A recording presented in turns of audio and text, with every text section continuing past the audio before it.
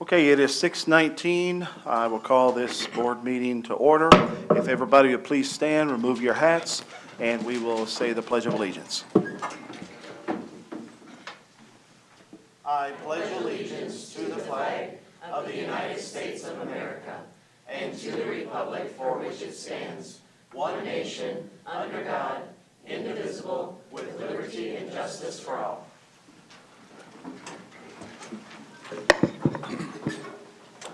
Michelle, could we have a roll call, please?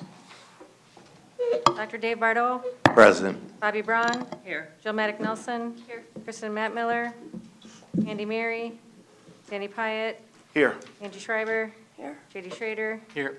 Catherine Solon. Here. Okay, we have a quorum of the board present. I just want to remind all the board members, when speaking, please speak into the microphone, pull it close to you so all can hear what you are saying. Item number 2, citizens and delegations. Letter A, student representatives. Mr. Rogers, do you have that report from the students this month? I expected them to be here, actually, but I will check momentarily. Okay. Let's move on. If it's okay with the board, can we just move to the next item while Mr. Rogers is checking? Is that okay with all the board members? Yes. Okay. Letter B, recognition. I will turn it over to our district superintendent, Mrs. Ojenski. Okay, so first tonight, we would like to recognize Mrs. Maxine Schutze for earning her MOPI, which is a Modified Oral Proficiency Interview. The course was through American Council on the Teaching of Foreign Languages and was on the Modified Oral Proficiency Interview. The OPI is a high-stakes national oral proficiency assessment in which people are rated at the novice, intermediate, advanced, or superior levels of language proficiency. Please come forward, Ms. Schutze, and congratulations.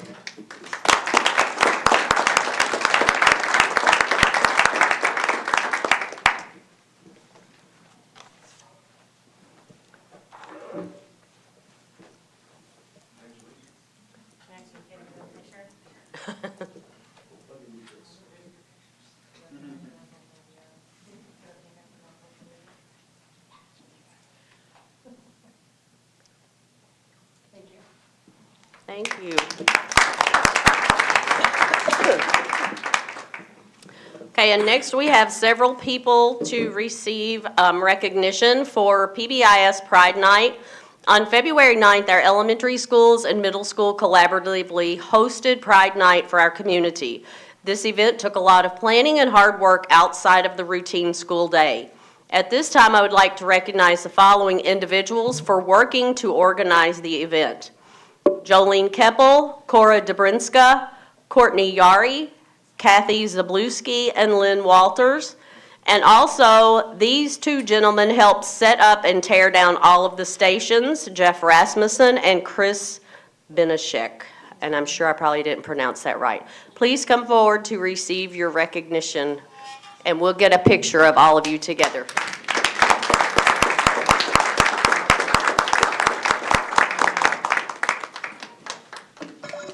Also, as they come down, I would like to also recognize our staff that worked after school to help support the event. Mandy Mock, Tracy Smith, Amy Stutzereem, Courtney Berger, Janet Krivishine, Matt Gates, Elizabeth Harrell, Heather McCann, Heather Bessert, Becky Onesti, Dan Bastel, Tammy Molina, Laura Palmer, Emily Sherfinsky, Ashley Darr, Teal Mock, Chris Grant, and Lori Morank. We thank them for their hard work as well.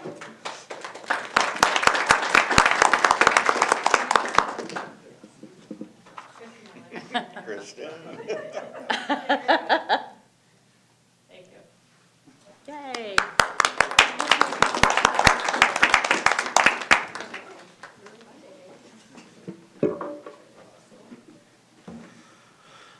Okay, Mr. Rogers just gave me the motion that he does not have the student representative's report.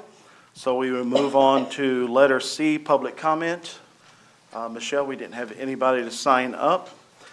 Item 3, administration reports. Letter A, Director of Business Office.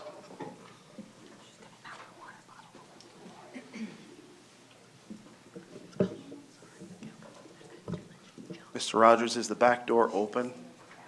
Locked? Thank you. Thank you.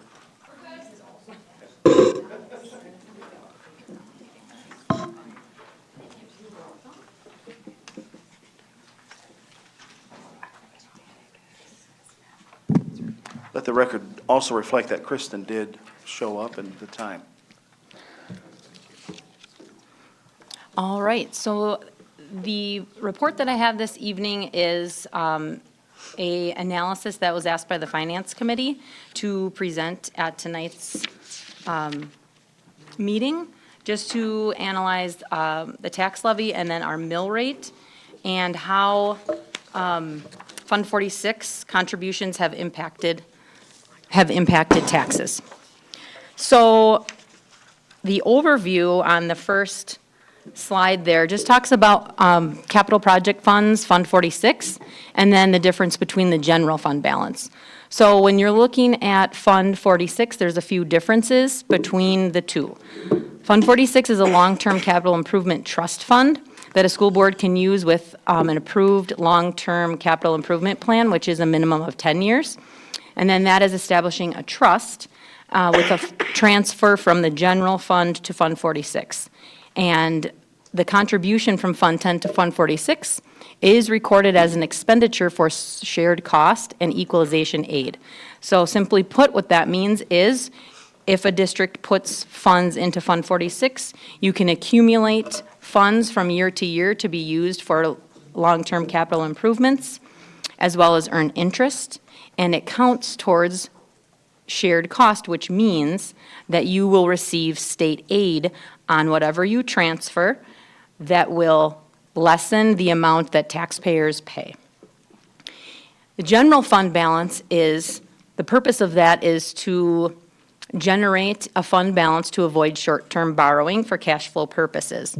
I know we talked a little bit about this at the budget hearing in October, but in school districts, cash flow fluctuates greatly throughout the school year with how our revenues come in. So in order to make payroll and regular expenditures, you want to make sure you have enough in your fund balance to ensure that your cash flow, you have that covered for your cash flow, and you don't have to spend additional interest with the bank to be able to cover things such as payroll.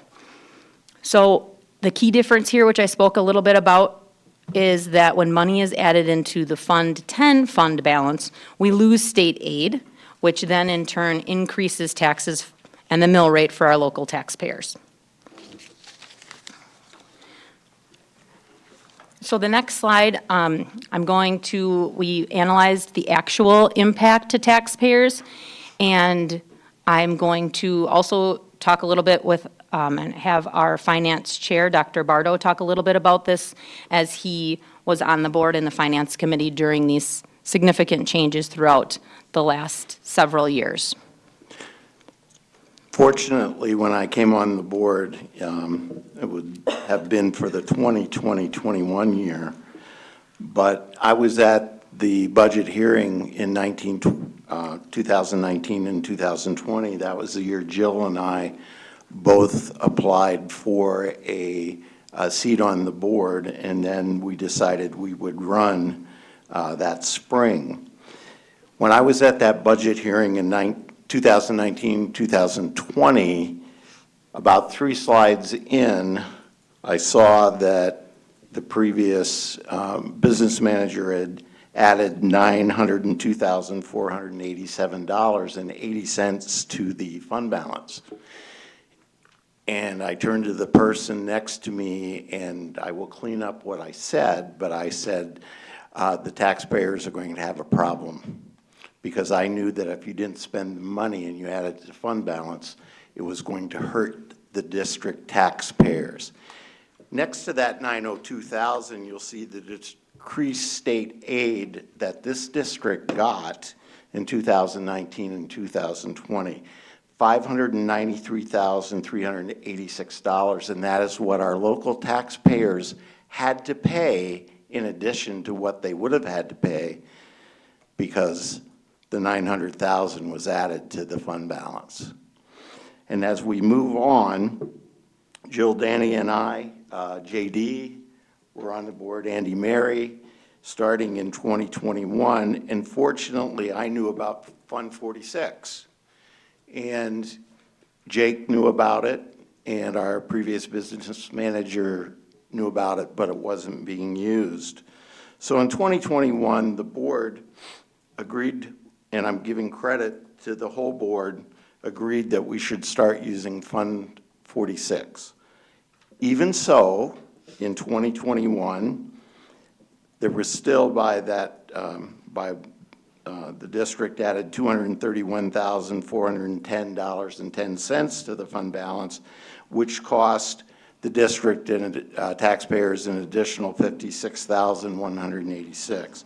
In 21-22, they still added $355,655.55, which cost our district taxpayers $244,762. In 2022-2023, they added $343,409.53. That's last year. So in this year's taxes, our taxpayers had to pay an additional $239,047 because the state sees that we don't spend the money, and therefore we get less aid from the state.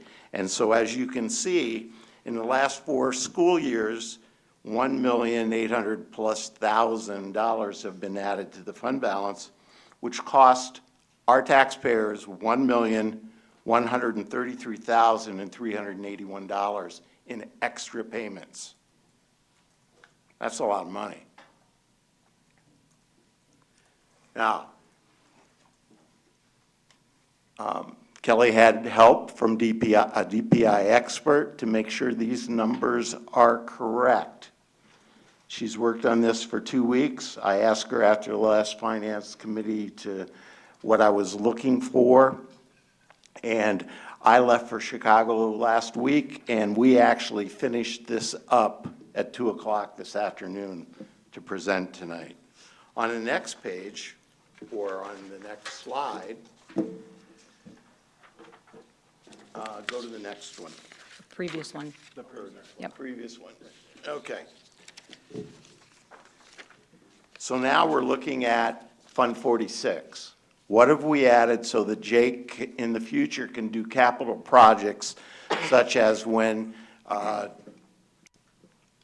10th Street out here is resurfaced, we can do here at the same time because we have some money in here to do that. So even though they were putting money into the fund balance, during those 3 years, they added $535,000, $750,000, $450,000, which totaled $1,735,000 into Fund 46. And what's nice about Fund 46, our school year budget year ends June 30th. But Fund 46 allows the business manager all the way to July 31st to take money from Fund 10 that would go to the general fund in fund balance and move that money over to Fund 46 where it is in there and we gain interest on it. So, because that money was put in there, in the second part of that slide, it shows if we had not used Fund 46, those 3 years where it says increased aid, that's the difference on the taxpayers in our favor, because on the $535,000 that was put into Fund 46, that was a difference of $73,712 that would have been on the tax for our people to tax if that had been, that $535,000 had gone into the fund balance. Next year, $750,000, $271,388 was saved. The $450 this past year saved us another $74,198. And in those 3 years, we've saved the taxpayer by using Fund 46, $419,298, plus, because it's confined, the money is confined in 46 till Jake uses it, we've gained $65,420.79 in interest, for a total of $484,718.79 that taxpayers have gained that they didn't have to pay.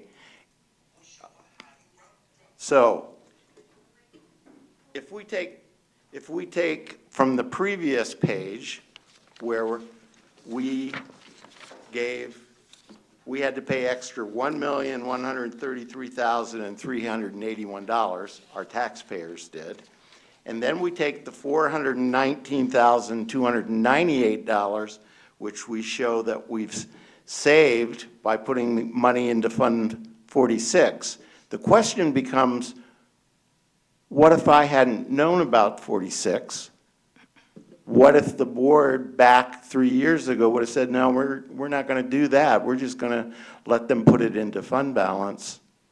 Our taxpayers would have had to pay over 4 years a deficit of $1,552,679 more dollars. So Fund 46 is working for us, and we've saved the district taxpayers money, and at the same time, we've also, because money was put in the last 4 years into fund balance, our taxpayers paid over $1.1 million extra that the state would have given us if we had used all of it in Fund 46. Can I add to that, Dave, that this Fund 46 actually benefits the district in a tremendous way, in that this capital improvement campaign that we hear so many people in the community say, if our schools would have planned for the future for projects of renovations, we would not be in the situation that we're in today. Fund 46 allows for this to happen because all of the renovation projects, all of the building upkeep can come out of that Fund 46. So this is something that, hindsight's always 20/20, we should have started whenever the state first offered Fund 46 to school districts. Danny, I think you were, Yes, sir. I think we remember this wrong. I think we established Fund 46 when Brian Misfeld was here, and we definitely used it before that. Was this the year, was one of these years COVID, or was it the first year that the low revenue limit exemption? Actually, the first year that we started Fund 46, because 2016. I was in the room with Tim Prunty, the business manager then, as well as Dave Bardo, whenever he was talking to Tim about this. In 2016. That's when the Fund 46 was. That's when it was established in 2016, but we didn't start utilizing it here until Dr. Bardo came on to the board. We talked about Fund 46, but nothing was established. Can you find any record of establishment on that, Kelly? So there's a small amount that's been added to establish it, but Okay, it wasn't being contributed to. correct. So you're, And I could find those I numbers. have but- vague memories of us having to vote to establish it. But we did, yes. Yeah, that would have been true. Was 2019 the year that the state passed the low revenue limit exemption so we could levy more? Did anybody go back and watch that hearing? I guess I maybe would have if I'd known we were going to talk about this. Because I remember when you guys were running and we had that huge tax increase, but I thought we could levy more. You know, we could have levied less, but we had to do that. Well, we didn't have to, but we wanted to pay teachers. I would have to look back and see. I think that would have been the first year that, I feel like you're correct on that, JD. and it, so it might have come so late that, very hazy. Yeah. May I ask a question? So Fund 10 on the first page. Can you move your microphone a little closer, Bobby? Thank you. Fund 10 on the first page, where you're getting to the bottom number of 1,133,000, that number over those 4 years. I understand that that number is what's affecting the taxpayer. the next page, using Fund 46 or utilizing Fund 46 allows us the opposite, correct? Yes, yep, that will Okay. increase your state aid, Right. lessening your taxes. Right, so one is decreasing state aid and one is increasing state aid. Yep. And you're talking about the net difference between the two. But my question is, why aren't we moving money to Fund 46 at the end of each fiscal year then? So we don't have this remaining big balance in there. That's the That's the question, $1 question. because So that's my what, expectation from the beginning is that they would move it all into Fund 46, and it would increase capital availability for Jake, and at the same time, we'd save money for our taxpayers. And like I said, When does this happen? Or when would, is it at the end of The the fiscal fiscal year. year? Which June is 30th. June? Yep. right, and then Kelly will have the opportunity to see what's left in Fund 10 and move it to Fund 46. And that way, it'll help our taxpayers and help us as a district, so that a capital project, by putting money in there, lots of schools in the past have had to go to referendum just to keep the buildings up. Well, this is a fund that helps us as we go forward to upkeep what we have. and part of the piece too about Fund 46 is, at the end of the fiscal year, you generally have to pay, you have to spend whatever you have left. So let's just say you have $400,000 left. But let's say our Director of Building and Grounds would have a large project, like the window project or something of that nature, where it's multiple millions of dollars. If you only operate on your Fund 10 surplus at the end of the year, you're not going to be able to fund large projects and financially plan for the future around bigger projects. You can only do littler things in order to get that aidable state aid. Correct. So essentially, that's the biggest piece. And then gaining interest, that's significant as well in Fund 46. So in Fund 10, just to be clear, we've left the balance remain far, far too high. It's depending on how you're financially planning. So if you're financially planning for a surplus because you have capital improvements that are in your long-term plan, then it's not too much, depending on what but if you are planning on putting that into your fund balance and you're well above covering your cash flow, then you're losing state aid, because generally the purpose of your Fund 10 fund balance is so that you can cover payroll and those pieces during those influx times of when revenues are coming in. Can you move money out of 46 back to 10? No. Can you draw from 46 at any time? Yes, After It has- 5 years. which the 5 years we are surpassed. But it has to be for the approved capital improvements. But every district has, window upgrades or Right. parking lot or whatever's on your 10-year capital improvement plan. And you can find that 10-year capital improvement plan in the budget book that we had Right. in October. But obviously, that is always being updated with the Director of Building and Grounds to look at where our facilities are at and those types of things. But every district is going to have capital improvements that they need to make for their aging buildings. Nina, I believe, was presenting on how they strategically used Fund 46 to do a lot of district improvements and things like that as well. So there are other districts that are using this as a financial planning strategy that has impacted their taxpayers and their district significantly. So in the balance, looking at Fund 10 again, that's up to the finance director, I would assume, or the board, to really narrow in on projecting where we want to be at the end of each fiscal year. Yes, and we do work with financial planners, like Dr. Bardo had talked about. We worked with them on this report as well as the Department of Instruction. there's lots of pieces, and I won't get too deeply into it, but even when you look at the decreased aid of the significantly lower, of the 56,000, there's also pieces of looking, and I won't get too into it.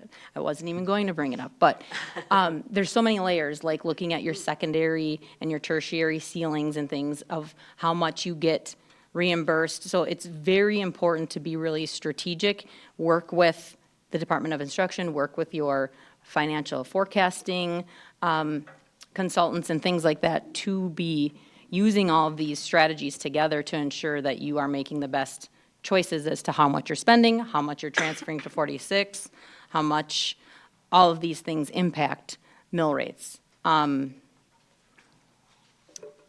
every district's in a different boat with debt and things like that, and we'll talk a little bit about that on the next couple of slides, but all those pieces together are really important to work together with.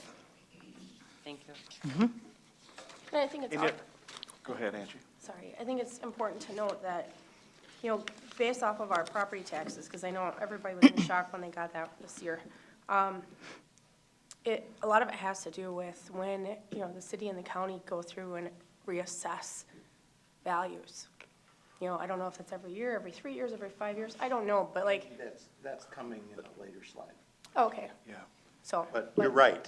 Yeah, I mean, that really has a huge impact, so if my taxes go up now, for this year, and then the mill rate goes up, then, that's why we got nailed so hard. Yes, It was not just the school district. right, So I just exactly. want to make sure that's very clear.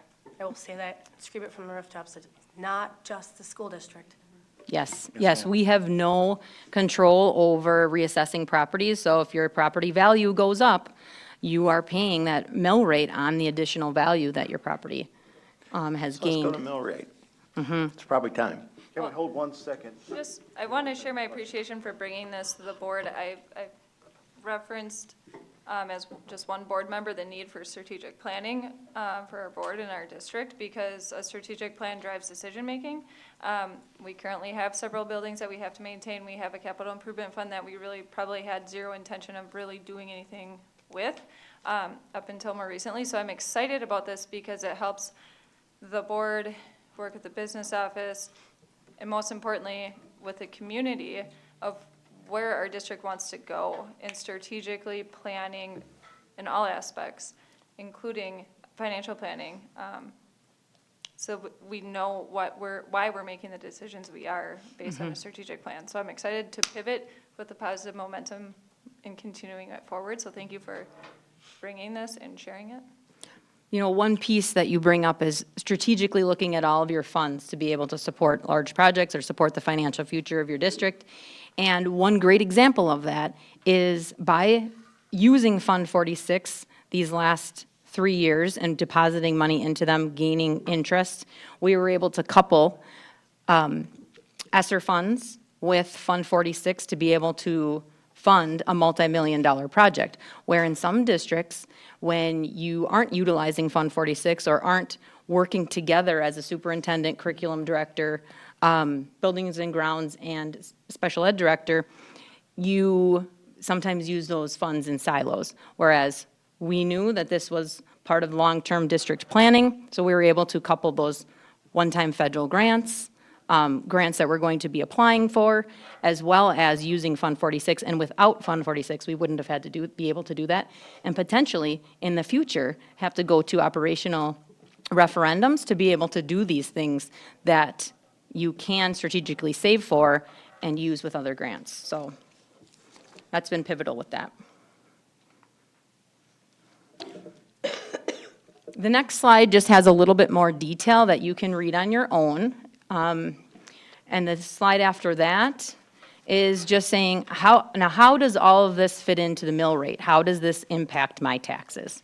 So on the left side, where it starts with 2011 through 2021, that is the mill rate before Fund 46 was starting to really be utilized and large chunks were being put in. So as you can see, that went from about $9.23 to the lowest point of $7.26.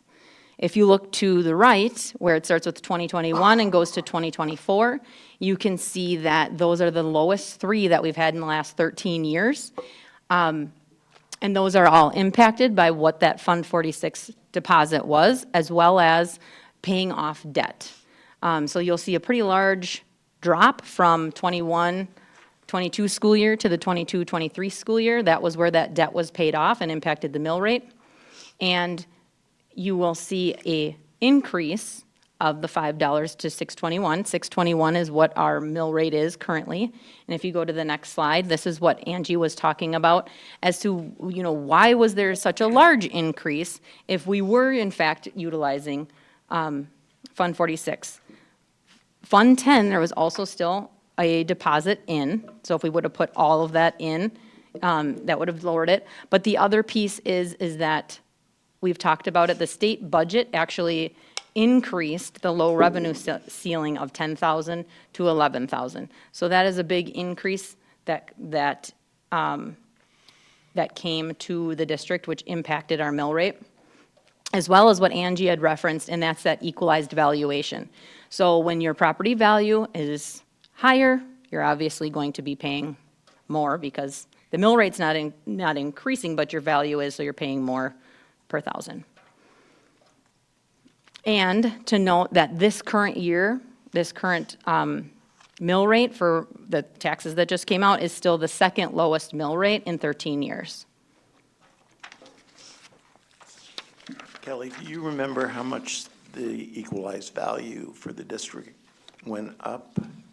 I don't, but I can, that number should be in the budget book. Was it $1 billion? I mean, would it have been in $1 billion? It was significant. It was like 1.3 billion, if I remember. I can look. I don't want Yeah. to Okay. say any numbers without looking at it, but That's a big equalized value Yes. to go up to. Yes. Which, and the way to look at it is that if your property went up $10,000 and the mill rate went up is 6.21, that's new valuation. And so you're paying a $1.21 increase before, let's say it's a house of 100,000, okay? And it goes to 110. 100,000, you're paying a $1.21 on the first 100,000. That's the increase. You get reassessed and it goes up 10,000, that's 6.21 on 10,000. And that's why your taxes go crazy if you're reevaluated. Right. so the last slide that I have is just a little bit of a comparison when you look at the impact of using Fund 46 versus not. So on the left, you'll see that the average mill rate was $8.33 before Fund 46. The highest, again, was $9.23, and then the lowest was $7.26 before Fund 46. After Fund 46, the average is $5.98, which is a decrease of $2.35. The highest, going down from $9.23 to $6.75, is a difference of $2.48. And then the lowest, again, this is where that debt dropped off, in addition to the Fund 46 transfer. That's where you have, before Fund 46 was $7.26 down to $5 after the use, which is a difference of $2.26. So pretty significant differences for our taxpayers by just utilizing that strategy. And I'm just not going to read all the asterisks because we've already addressed them. I just wanted to make sure that we touched on avoiding frequent operational referendums, which a lot of our neighboring districts are going through. So it's just, again, thinking strategic and thinking as the district as a whole over the next several decades and how we can plan now for the future with, obviously, our main objective is student impact and student achievement and student well-being, as well as our taxpayers and making sure that we're fiscally responsible with our funds so that we can do the best that we possibly can to be stewards of our taxpayers' money. Kelly, thank you for doing this for not only the board, but for the taxpayers of the district. Thank you. I concur that, Kelly, thanks so much, and Dr. Bartle, thank you for leading that too from the Finance Committee. Letter B, Director of Pupil. First, were there any other questions from board members? Okay, letter B, Director of Pupil Services and Special Education. It's attached. The report is attached. Do any of you have questions? How often do the guidelines change or whatever, that 53-page document? Is it really different from 5 years ago, or do they? What document are you referring to, JD? In the audit? In Colleen's report? Yeah. Mrs. Burkon? Can you come to the, can you? Thank you so much.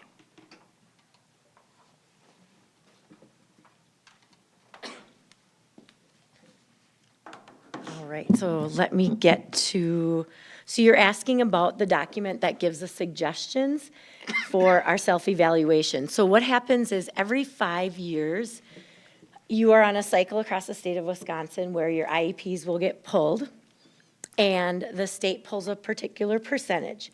And that information goes from the state to the federal, and it comes back to informed decisions of changes they want. So there might be 40 pages one year, there might be 50 the next, there might be 53.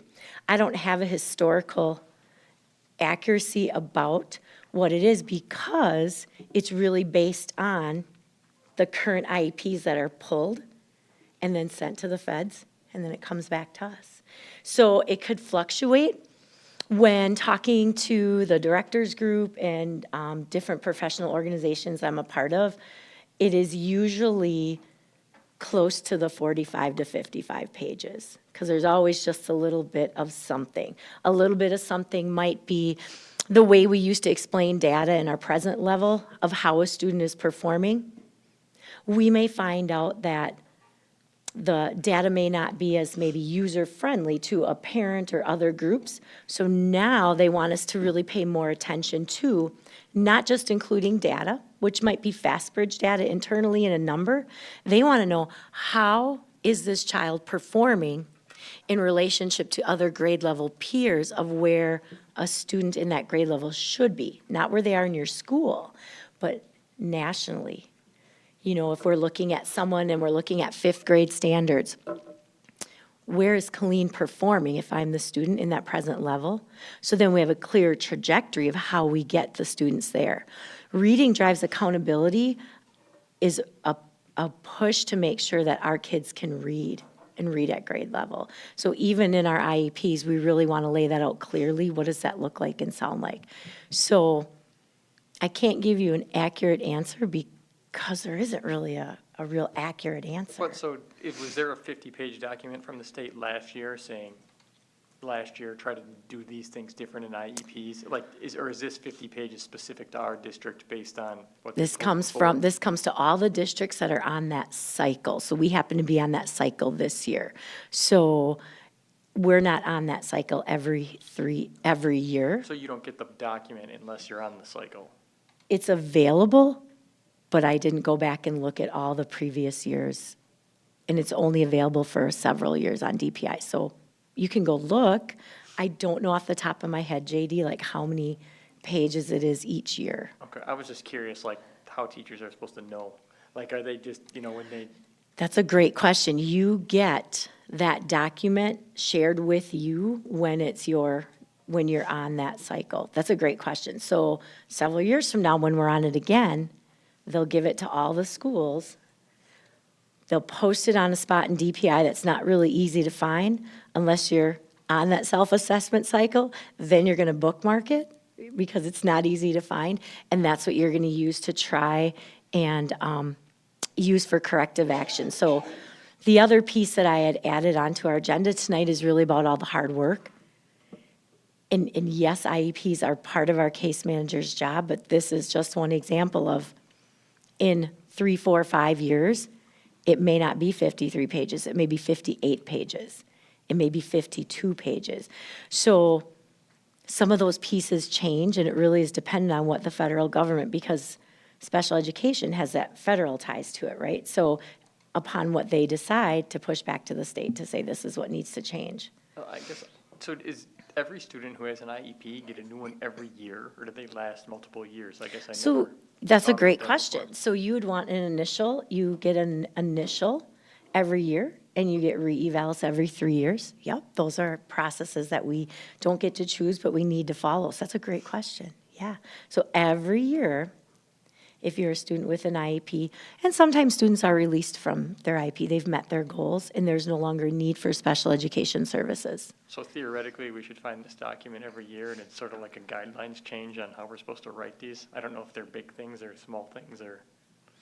Some are big, like some of the changes we're seeing right now are really big changes. So looking at like the first piece that I described to you, being able to connect how a student is doing in relationship to grade level standards not only requires the case manager to know that, but it requires time, professional training, and collaboration with grade level peers and grade level teachers, because there's a lot more skin that they have in the game now, according to our new self-assessment cycle, yeah. I guess, and so the case manager is always a special education teacher, or it's a, Correct, yes. and how many kids does each special education teacher have?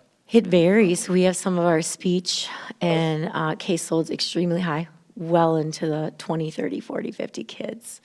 Most of our case managers are anywhere right now, as I look today, actually, we were talking about this, anywhere from at our elementary to middle to high school, anywhere from 14 to 20 kids on a caseload. And it's more than just a number, it's the disability and the disability-related needs and the disability-related services. That's a great question. Thank you, JD. Yeah. Any other questions? Thank you, Mrs. Burkhoff. Okay. We'll move on to letter C, Director of Curriculum and Instruction. You have the attachment there.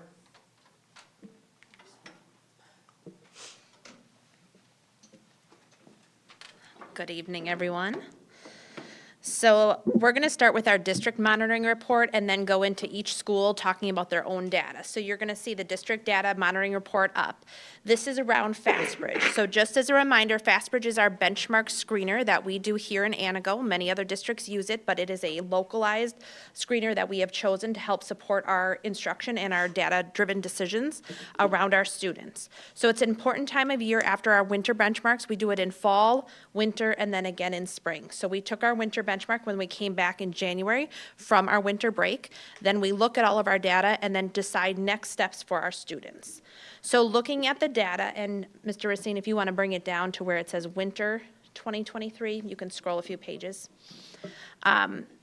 We're going to be very honest about our data tonight. So I want to preface that so that people aren't like taken aback by what we're talking about, but it's important to say where we are. And that's really important because as you look at the percentages of students who are passing and the students who are not proficient, every number is a child. So that's why we are very passionate about these numbers and passionate about what we talk about in data, because we're very understanding that every data point is a child that walks through our doors. And what we never want to tell a parent is that we are failing their kids. And right now we are.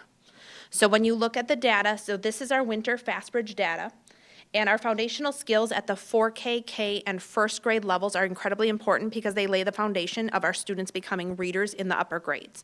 We always talk about learn to read by third grade, and then after that we read to learn. We use all of our reading skills to read social studies and science, but if we don't have those foundational skills at those primary levels, we really set our students up to struggle in those upper grades.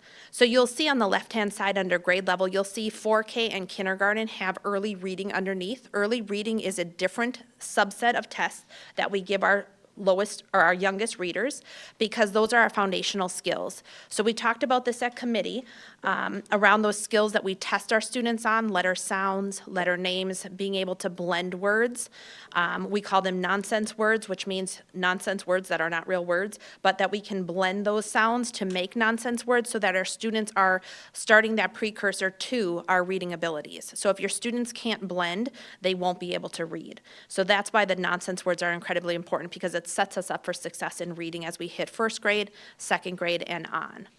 You'll see a new column on the district and each school's graph, which is percentage of student growth. That doesn't mean we're saying we're celebrating growth. We celebrate growth with our students. So when they grow, we chart it. A lot of our students have chart. We get to celebrate with them. And we always say, as adults, we know where our proficiency lines are. Because I'm really excited for a student who grows from the 1st percentile nationally to the 6th percentile. But as an adult, I know that that 6th percentile is not great, and we don't want our students to sit there, if that makes sense. So when you look at our data, we have a percentage of student growth. That's just from grade levels from fall to winter. So you'll see in 4K, they went up 6%, which means we're failing 30% of our students in 4K right now. That's exciting because we're passing 70% of our students, except if your student is in that 30%. And that's why we're talking very clearly about our data, so that you guys have an understanding, and the community does, of what we're working on in the past 4 months, how we're moving forward in the next months till spring assessments, and the trajectory that we want our students on. Ms. Schreiber. Do we have any kind of relationships, like working relationships with our local daycares? That means either in-home or daycare centers?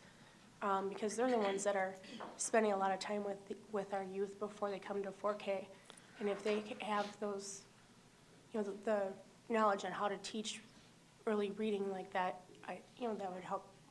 I would foresee that helping this a lot. Yes, what we see, and I know people want to say trauma and home lives and things like that, what we see is our students come in a lot more proficient than what we think they do.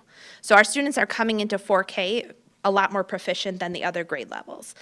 Yes, we do need to reach out to families, because as a parent, you should not know how to teach phonics. That's not a skill set you learn anywhere, but it's important that we help our parents learn more about phonics skills and how to help with like phonemic awareness and phonological awareness as a younger age, because we know birth to 3 is very important on those concepts of print and that pre-reading skills. And we talked about that through our title at Family Engagement Nights. How do we help prepare families to help prepare their students to read? So yes, on that. Also, we don't expect teachers or parents to know how to do all that either. Sure. Any other questions? What's on grade level for a 4K kid? So the subsets that we do for 4K, so it's concepts of print, which means our students get tested, they sit right next to you, and they should be able to, you have a piece of paper that has no writing on the top, and they should be able to flip it over and maneuver that paper so they know it goes left to right for the sentence, right? Like you open a book, those are concepts of print. They should be able to point to a word. They should be able to point to a letter. They should know where the sentence starts. Not that they can read the sentence, but they should know we start left to right, which is why we want our parents to be reading to our students and moving your finger along those lines. Those are the first precursors to like developmentally of literacy. So you don't expect them to know all the letter names? So then it's letter sounds and letter names. Yep, in 4K. So on grade level in 4K is to Yep. know all the letter sounds? They should know the majority of them, yes, walking out of 4K into kindergarten. They have on the test like a place where you can stop. We decided that we're going to do all of them here in Antigo, just because it's important that they walk into kindergarten with their letter sounds and their letter names.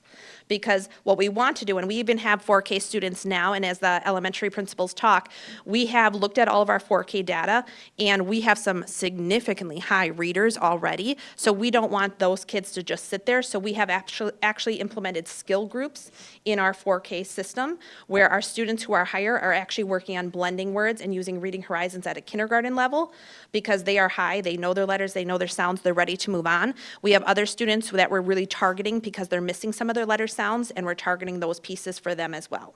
So all students are getting what they need at that level, including all the grade levels of the elementary.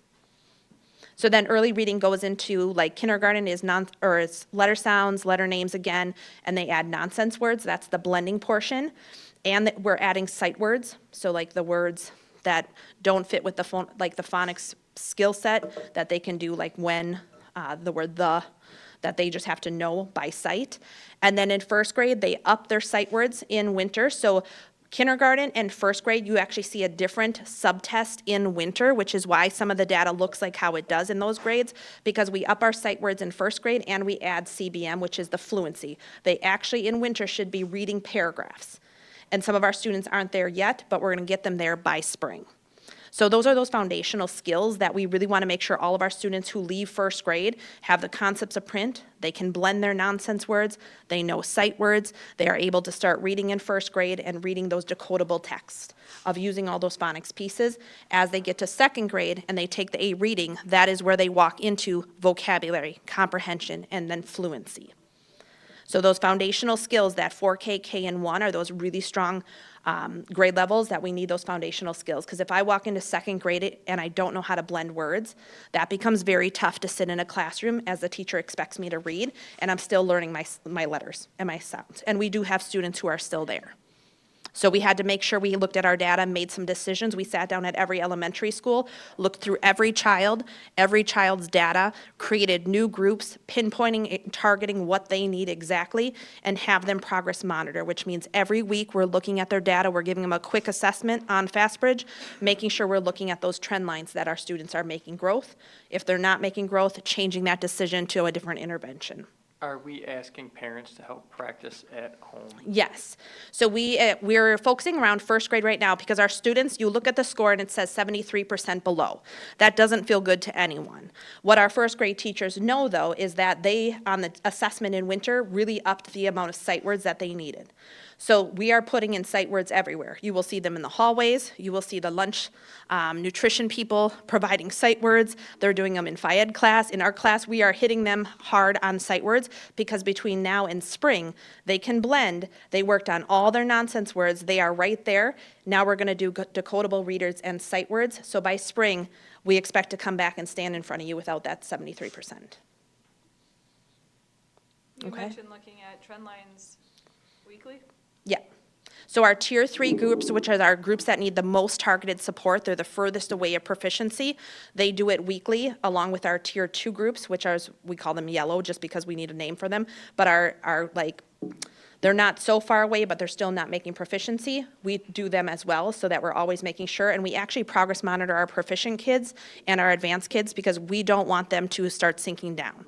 So we want to make sure that their fluency is going up. So not all districts do that. The great staff in Antigo has decided to put in that work because we want to make sure just because I'm green on the test and I'm proficient doesn't mean I don't slide below that proficiency line real quick if I don't have the solidification of those skills yet. So we want to make sure we're keeping a track on every student that walks through our doors and making sure that we're pushing them to where they need to be. How many letters a week do they learn in 4K? In 4K, I mean, there's not a sets apart. I know in kindergarten, their first week, they learn 3, and then they add on to those 3 letters. They're using Reading Horizons as well, so that's introducing the letters at the kindergarten level. They introduce them through their dialectic conversations that they have and their morning work and things like that that are set up. But they should know all their letters by the end of 4K. So theoretically, you have to do enough letters every week Yes. to get through them all? Yep. Some go together more, like there's some that our students know a little bit more, like A, right? They can see those a little bit better, or they'll know their first letter of their name as they work on that, so. However, we need to get them to the end of the year to know their letters, is the goal. Okay? So this is the data. You will see other than 4K, we're hovering around, like 4K and first are kind of our outliers, but we're hovering around that 50% mark, 46 to 57, kind of in that range. It's not where we want to be. So from fall to winter, we did make a lot of gains on those skill set, and you'll hear the principals talk about that, and they'll show you their data from their school, because we really had to go back, because in fall, when I talked to you about we were missing a lot of phonics skills, we're missing a lot of these skills, we had to catch a lot of students up. So it doesn't feel good that we're not over that proficiency line, but if you look and dive deep into the data, you're going to see that they've made increases towards that proficiency line, and now as we move to spring, we have other action steps in place to get them over. Is this a one-year thing? Can I come in spring and say 100% of our kids are passing? I'm going to say no, but that's always the goal. But we are on the right track of what we're providing for our students to keep moving in that direction more than we were. And the teachers are putting in that work. So this is where we are on A reading, and if you scroll down, Mr. Racine, to the next chart for A math, you're going to see a little bit more celebration around our math scores, especially at the elementary level and the middle level. We're seeing a lot of growth around our math skills and our math standards. And you'll see early math under 4K in kindergarten as well. Those are subsets of numbers, making sure they know how to subitize, making sure they know how to identify their numbers, use their numbers, be able to count, and some of those skills.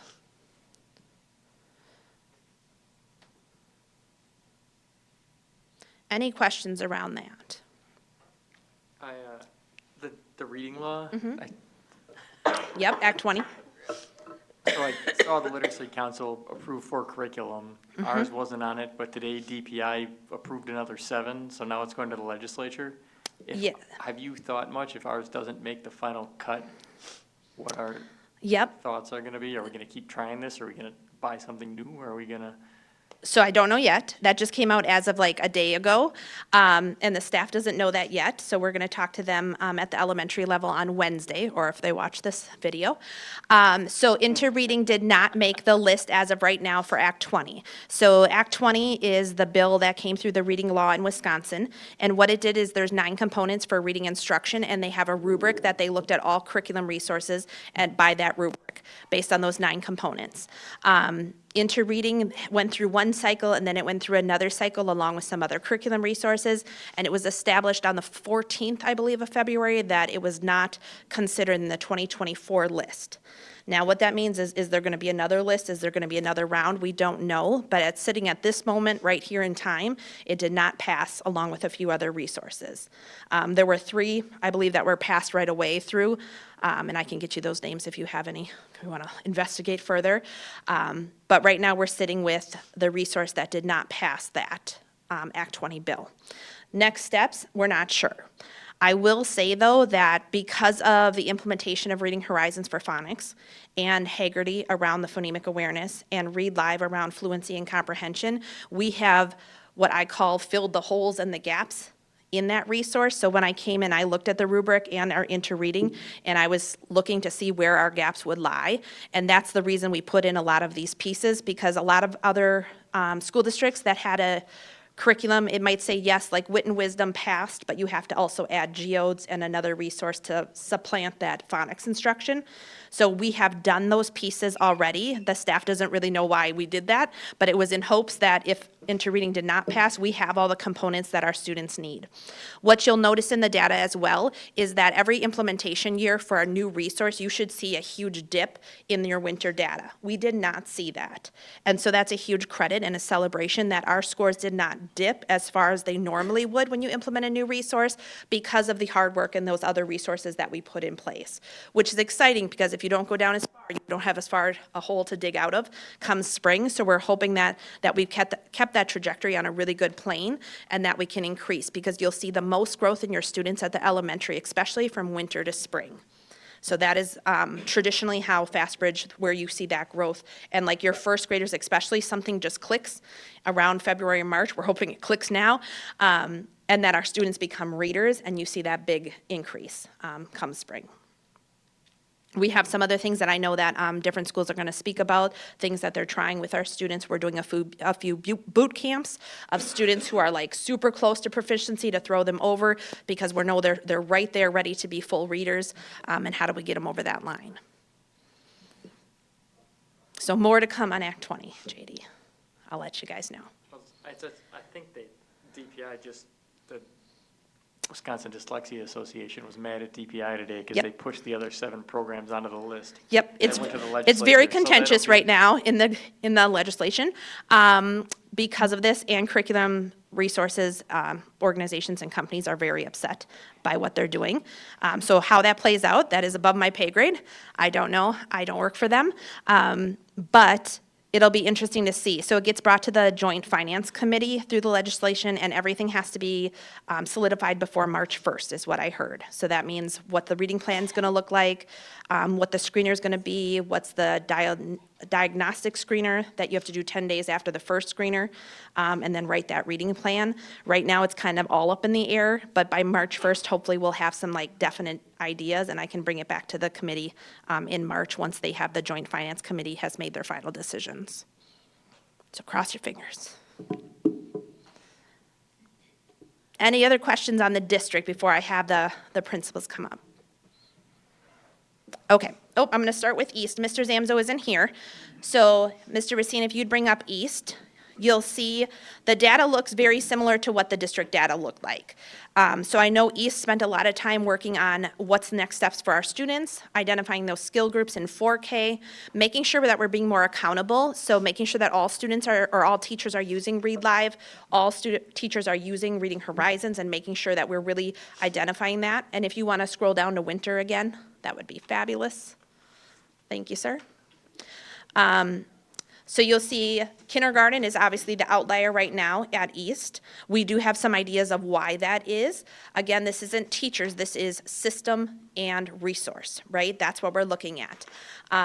We expect, based on what we know about that data, to come back in spring with it not looking like that in kindergarten. And then if you want to scroll down to math, again, you'll see at the elementary level, great progress in math in all different grades. So like first grade there, we jumped up 31% from fall, which is a huge gain. Any questions on East data?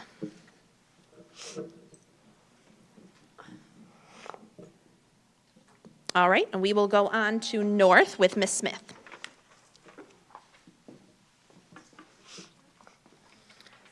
Dustin, can you actually scroll down to the math winter? We're going to start with math because it is a celebration. All right. So as you can see, our math data, as you saw in East, all of our math data in our groups did increase. So we have less students that are below grade level in all of our grade levels for math. In the fall, we had 60% of our students that were below grade level in 4K through 3rd. We're currently at 46 across North Elementary. Some of the things that we are implementing for math, again, we're utilizing Monster Math as a new supplemental resource to support math in 4K. Dreambox, we're continuing to utilize Dreambox for math, as well as number strings and number talks. We're doing a lot of those type of interventions for math, again, at the Tier 1, as well as Tier 2 and Tier 3. If you want to go back up to reading now. Thank you. All right, so reading has more that I wanted to talk about. As you'll notice, we don't have as good of data in reading as we did in math. There are several reasons why we're seeing this decline. I'm not here to make any excuses, but they are things that we need to discuss. One thing, we lost a second grade teacher in November, which then affected our interventionist schedules. We actually lost one full interventionist because two of our interventionists share that second grade classroom now. So one teaches in the morning and the other teaches in the afternoon. So again, you know, it did affect our staffing, which then affected our Tier 2 and Tier 3 grouping. The amount of students in Tier 2 and Tier 3 for behavior has also increased. This has affected our ability to have instructional assistants supporting WIN. So we've had to pull out our instructional assistants in supporting WIN classes so that they can support behaviors. We weren't ensuring that all second and third grade students were utilizing Read Live. Now we have explicitly built in time to utilize that resource tool, and students are reading more than they were in the fall. What's Read Live exactly? So, as Ms. Studstream explained, that is our fluency, like a resource. It's an online program for fluency and comprehension. So our students they actually have a cold read, a hot read. They read with a teacher. They answer comprehension questions. They actually have to write about the reading. And that is a program that all of our students are utilizing in second and third grade. Another thing that we have established for 4K is skill groups, as Ms. Studstream described. not just for our students that are struggling, but also to push our higher students in specific areas. Ms. Sutstream explained that our 4K students are also utilizing the Reading Horizons at kindergarten level for our higher students to help push them to now start reading as well. Some of our additional strategies of support that we are utilizing, coaching. So we are blessed to be able to have coaches for all 4K through 3rd grade. Last year, we only really had internal coaching for 4K. From my point of view, it has been very impactful to have all teachers receiving coaching cycles from our internal coaches.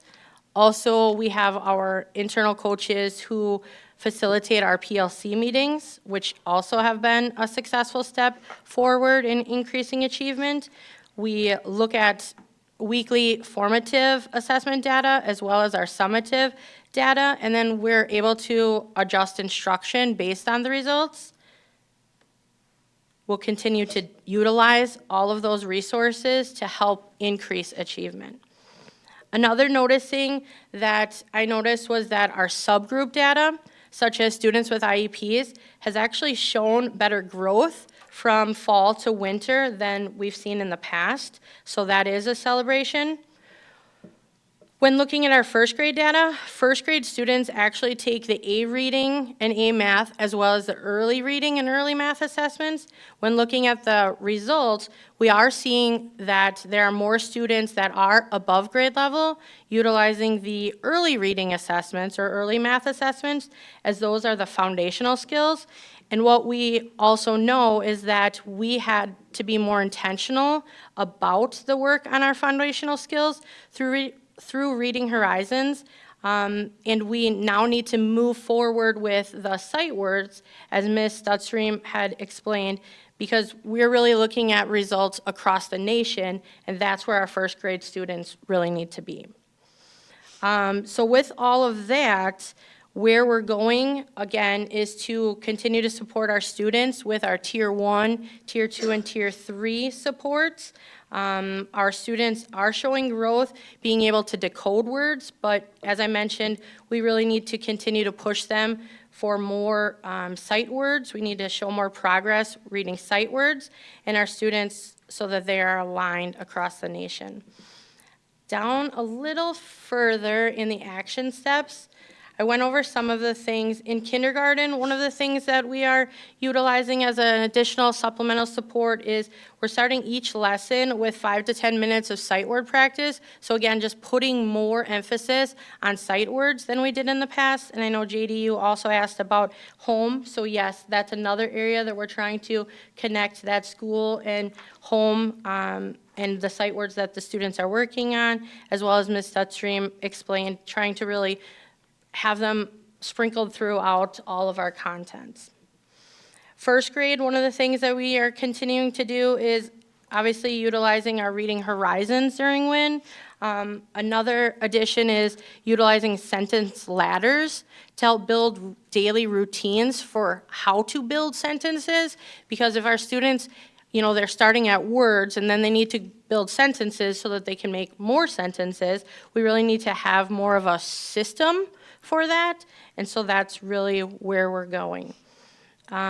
Starting WIN with 10 to 15 minutes of sight words, so again, not just at kindergarten, we're doing this at 1st grade, and then you'll see that moving forward into 2nd and 3rd grade as well.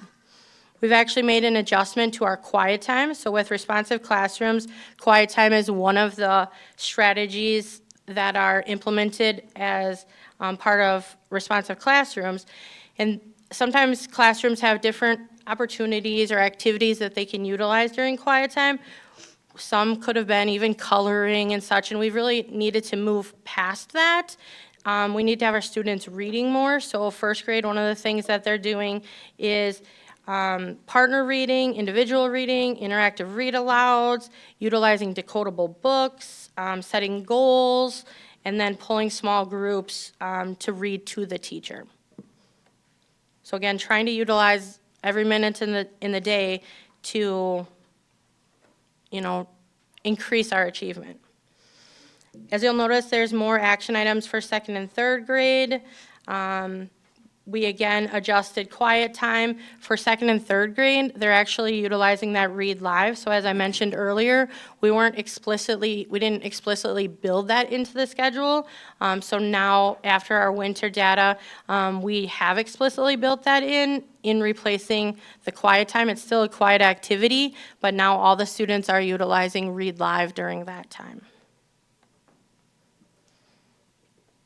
As well as continuing to utilize more decodable readers, even at the third grade level. Because as Ms. Sutstream explained, we do have students, even in the third grade, that are still not proficient in all of their letter names and sounds. Questions?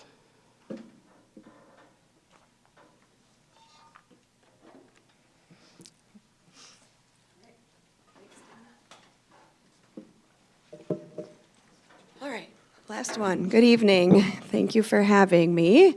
You can click on my little bookmark up there. I got sick of scrolling, so there you go. All right, so this is West Elementary. Back in the day, remember when you used to be able to rewind and hit play again? You can kind of rewind and remember everything that Ms. Stutstream said and Ms. Smith said. We did a lot of the same things. Some of the trends are very similar. In ELA, we're able to celebrate we grew by 4%, and then in math, we grew by 14%. 14 or 12? 12%, excuse me.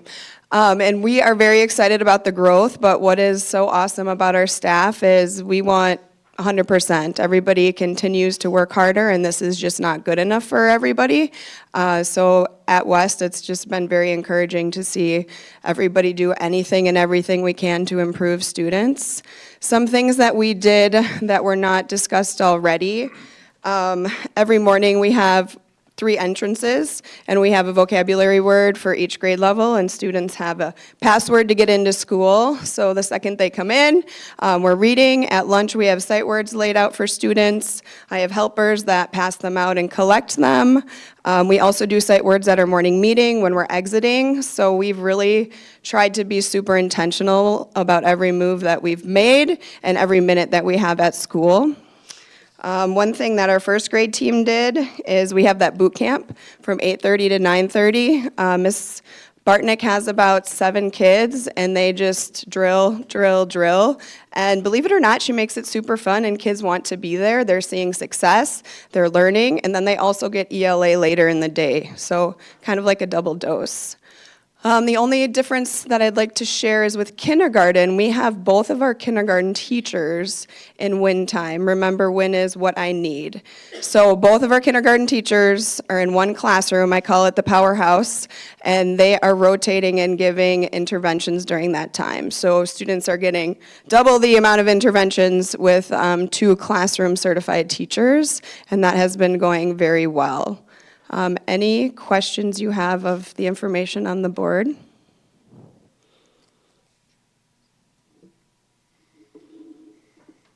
And to JD's point with the sight words, we have a couple slide decks that we made at school that all of our staff uses, and then we've also put them on Class Dojo, and I put them in my West Weekly for the families to review. So that's been a recent push that we're trying. I saw you guys doing them on Facebook at lunch or whatever on Yeah. the district webpage. Yeah.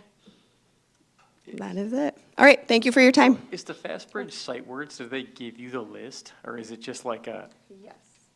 So the sight words that we are currently focusing on are the interreading sight words. However, there is a crosswalk, and we have those starred so staff members know they are a sight word in our upcoming assessment and then also in interreading.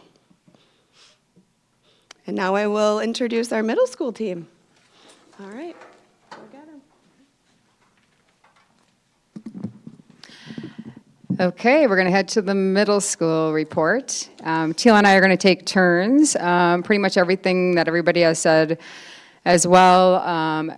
We know at the middle school, we definitely have we have a couple different implementation. We've got the interreading for 4th and 5th grade. We also have my perspectives for 6th and 7th grade. We didn't see a huge dip, as Ms. Stutstream had said, but that is still something that we need to continue to work on and make sure that we're digging into those resources. Besides the ELA resources, we did not use Reading Horizons or Read Live last year. Our title teachers were fluent within the Reading Horizons, but at 4th grade level and 5th grade level, we weren't using those, so we're implementing that as well. And what we found at this mid-mark, that we, as the adults, we needed to do more checking in, reviewed our progress monitoring, making sure that we're doing that intentionally. So those are things that we've already set into place during the second semester, during this midterm. So we revised our interventions. We recognized that we weren't targeting and maybe progress monitoring exactly the way we needed to during this first semester. So that has been a learning curve for all of us with our coaches. And then just sitting down together and really learning from each other. So having those intentional check-ins with the adults so that we can help all of our staff, our students with IEPs, students that don't have IEPs, everybody, much more intentional and aligned. We did add some test prep for our 6th and 7th grade. Is it really, Yep. maybe this is a question for Glenda or Amy, but is it really hard to just start Reading Horizons in 4th or 5th grade when you didn't have all that experience marking? It seems like it'd be difficult to me to remember the rules, but maybe I'm. They review the rules. So they start from the basics of marking the words, and so that helps them learn like how to say every word so they can decode every word. So it's especially, it works well for all students, students with IEPs, students without IEPs, students who are English learners, because once you know the marking and the racetrack around the word and how to mark that silent E, you can then utilize that in anything you read. So the markings aren't that hard to learn. So once you learn the markings, then you're off to the races on all the words because you can start decoding and finding the short vowel. You mark all your vowels, you go around, you mark your E, the silent E, you mark your consonants. And so once you learn those patterns, now I can use those patterns on any word I get to, and on those multisyllabic words too, which will be good for middle school, because what we find is that when students get to those multisyllabic words, they get stuck, because they've learned how to like cope through reading in the elementary, but now I'm hitting science words that have so many syllables, and if I can't chunk out those phonics pieces, that's where my fluency, we see it dip again. Yeah, so a big part of the Reading Horizons was our teachers working together. There was a lot of collaboration, just walking in, like they were all like, well, we didn't know all this information, and they just feel like they've gained a lot of knowledge too. So no matter what's coming in, they feel much more equipped than they did previously. Added Read Live, again, that was another resource intervention that we were not using, and we are going to be looking at more intentional for some of our other aspects, not just interventions, but just really trying to be much more intentional with the time that we have with our students. We have to note that in 7th grade, we had a lot of new teachers in 7th grade, so that's something that we really need to reflect on and think about the teacher efficacy and what we're going to be able to do to help all of our students. So that was one area that we're already tweaking. We do have coach available, Jamie Kirsch. She's doing the best she can, and we're all jumping in and trying to do everything. But that is an area that it is something that we do need to note. Who are our veteran staff? Who are our staff that are new? How are we going to implement that? And universally, we're adding, like they had talked about elementary, the partner reading, and we're doing that in ELA. The goal is to do it in every content. We haven't got there yet, but that is something that we do need to do. We notice that is something that many schools do already, and it doesn't take long. Our 5th grade, they added it in right after one meeting, and it's pretty simple. Just like everything that everybody has talked about, we sometimes feel that our kids can't do something, but that is not true. You set up the routine, you set up the system, and they can do it. They really can. So it's really exciting to see all the new and different things. And then last, with what I'll talk about, is goal setting. Just recently, we've always had some goal setting, but again, not really intentional.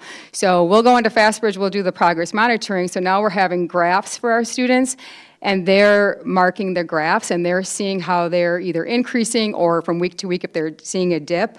And those conversations are much more rich, and that's 4th through 7th grade.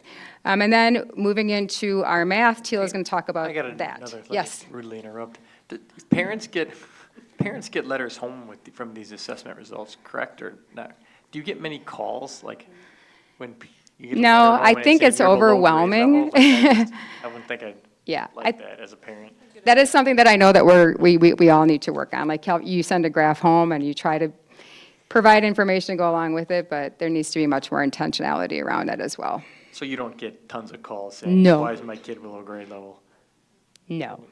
They also get title letters, so if their student is getting an intervention, it gets stapled right to that. So here's your graph, this is what we're doing for your child because they are below where we want them to be, and this is the intervention we're providing for them. So it lays it out, so there really isn't a lot of question. It is, your graph is low, this is where you should be, here's where your dot is, and here's the paperwork saying what we're gonna do about it. So it's pretty self-explanatory that people don't call a lot, but if they do have questions, they can always call. I'll share a little bit around math for you guys. Overall, for the middle school, we had a +3% for our growth, and it varied amongst our grade levels. Once again, we were very intentional around looking at our Tier 2 interventions and what we had worked on with those students, the progress monitoring that went along with that, and making the adjustments the same as ELA.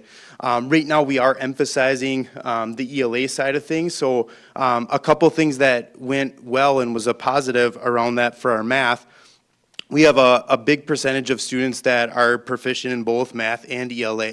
And for our win time, we've really had those students utilizing with some of our math teachers some extension, a chance for them to move from proficient to college pathway. And this year, for our math students, we've had the largest number of students go from the proficiency to our college pathway. And I know that's not shown on there, but that is a huge celebration around kind of our Tier 2 groups that we have students work in. One other thing that really kind of hit home with us tonight when Amy had talked about the data that's up there, each mark that's up there is really a student. And I think one thing that we've really done intentionally this time around, seeing our fall to winter growth, is take a look at those numbers and break it down to the actual students. And when we do that, we found out information like maybe we had 28 students that have grown from not proficient to the proficient, but then we had 14 that were right on the edge that had fallen back. And so on here, it's showing us that really we only made half the gain that we did with the intentionality around that Tier 2 and Tier 3 work. So that tells us a little bit that there is still Tier 1 and universal that we need to work on. So we dove into that a little bit for math and working in the PLCs. I think one of the biggest things that we talked about and we want to really be intentional around is our math vocabulary. So a good example, and Amy had talked to about this as well, would be perimeter, for example. A lot of students could add up the four sides around a shape and get the perimeter. That's an easy task, an easy skill for them to do. But if they don't understand what the term perimeter means, then that's taking them right out. So making sure that we're intentional around our vocabulary, goal setting is huge. I think our math teams have done a phenomenal job utilizing the Dreambox growth reports. We know that not all students are coming to us at grade level, and that Dreambox has really been a big help in terms of differentiating lessons for all students and allowing us time to work in small groups as well. And we take a look at those during all of our PLCs and make sure that students are growing at the rate that they should be, and if not, what can we do to help those students grow within that universal instruction as well. One other thing that we found when looking at kind of the students that had dropped down from proficient to not proficient would have been attendance. Probably 50% of those students had missed more than 10% of the school year. Whether that be a doctor's excuse, family, a trip, a vacation, just ill. So I think our intentionality around attendance as a middle school as a whole it is big and will make a big impact on this as well.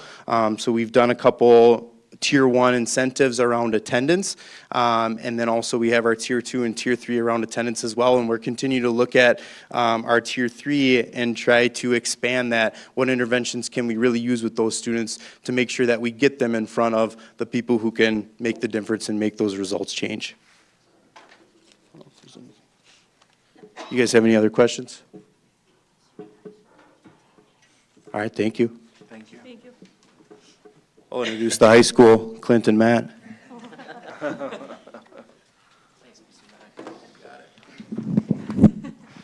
Good afternoon. All right, we are going to start off with Mr. Moronk. He's going to give a couple celebrations, and then I'm going to talk a little bit about the data and interventions. All right, so I have two celebrations to share with you tonight. First, the one is that we had tested 98% of our students at the high school for FATCHPRIDGE testing in math and reading. And just to put that in perspective, before we were at about 78 to 80, low 80 percentile. So to get 98% of our students tested was a huge accomplishment. Mr. Warninger, one of our coaches, was instrumental in helping with that. So very close to 100%, which is it's a pretty tough task, but we're happy with that. The other part we used with our FastBridge data is we were able to start pretty close to the truest intervention that we've ever had at the high school. We've never really had an opportunity or had the staffing to run a true intervention, and we started that this school year. And so we don't have really great data because it's so new, and myself, Mr. Rogers, Mrs. Stutstream have met on how we can continue to increase that amount of time because we know it's needed at the high school. So it started, and we're going to continue to grow on that this year. So Matt had mentioned interventions, and we're lacking interventions at the high school. As a system, we're getting students that are severely deficient in reading and math, and they need some special attention. So we're talking with central office and amongst ourselves on how we can get more of that at the high school in the future.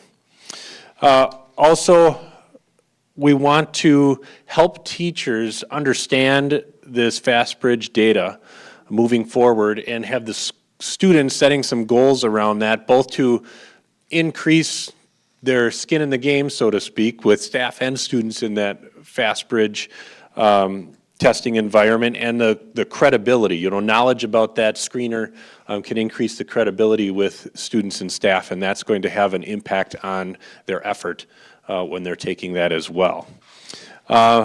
Mr. Moronk mentioned Mr. Waniger, and I'm going to bring up Mr. Waniger again because one of the things that has been a focus at the high school is disciplinary literacy. And that's one of the things that's going to help improve those scores. And I'm going to speak specifically to the 9th grade, where we have the only positive percentile change with Mr. Kanzila in history. And he is getting help from our coach, Mr. Waniger, in a coaching cycle that Mr. Waniger has done in there. And that's an example of disciplinary literacy. So it's writing and reading in all subject areas. And in that history class, they're creating an essay, but they're not just being asked to write the essay. They're being walked through step by step on how to do that and gathering evidence from different sources. And they've just gotten those essays back recently. They started reviewing that data today, and they are pleasantly surprised. Well, I wouldn't say surprised, but in Jim's words, pleasantly pleased with the results that they're getting back on those essays.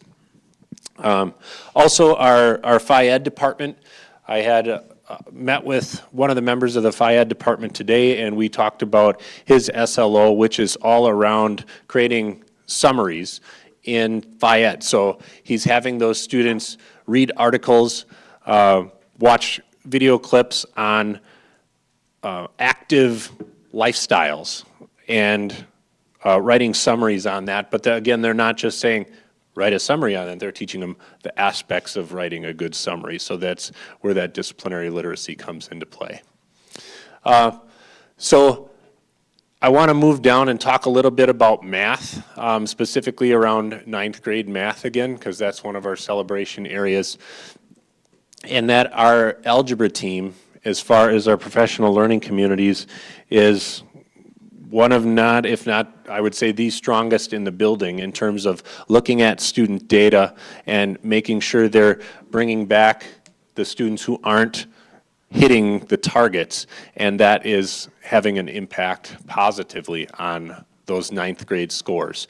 So moving forward again, I'm going to recap what we need to do is have some education around our Fast Bridge, as well as our ACT competencies, and then having each student set some specific goals around Fast Bridge, not just our students who aren't showing proficiency, but all of our students, in order to make that jump from winter to spring.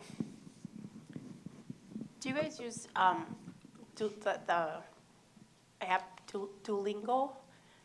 I know it's something that the foreign languages sometimes use, but it also has the other subject areas, math being one of them. And I'm just wondering if that's something that would help not only at the high school, but also at the middle school, because you can create what's, like a streak, and the kids really want to focus on keeping their streak going. And so it celebrates their wins, and then if they get something wrong, they can try it again. And I just think it's something that if you're not utilizing, maybe that would be something worth looking into. We've only explored it at the world language classes at the high school. I know we use IXL for specific individualized work for math that they can grow in, but I haven't explored it for other subject areas. Yeah, you should check it out. I mean, it's helped some of the students that I know really well. They really like it a lot for other than their, their language. So. Thank you. Can you talk more about the students creating their own goals and what that would look like? I'm just putting myself in like a 16-year-old mind, and I don't really care about the goals. Like, what does that look like for a student? How do we monitor their progress on their own goals? Well, along with looking at what typical growth is for a student in their scale score category, also we want to look at attaching some specifics to that goal setting. So if I can get out of the identified below grade level proficiency, maybe I would have some more flexibility moving forward into next year in terms of what I'm able to take classes wise. Otherwise, maybe I would need to look at some of those interventions that we were talking about earlier.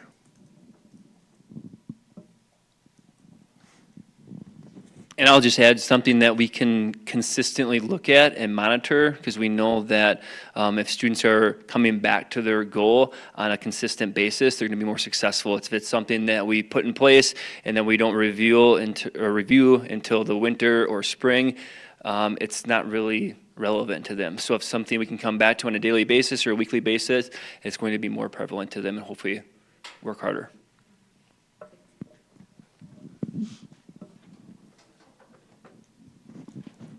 Thank you. Thank you.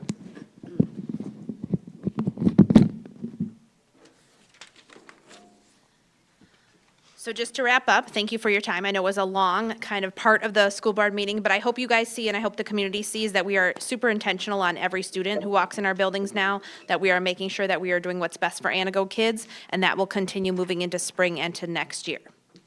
Any final questions? I'd just like to point out my appreciation to all the buildings, your time with putting together the data, and also intentionally sharing out and intentionally using the data.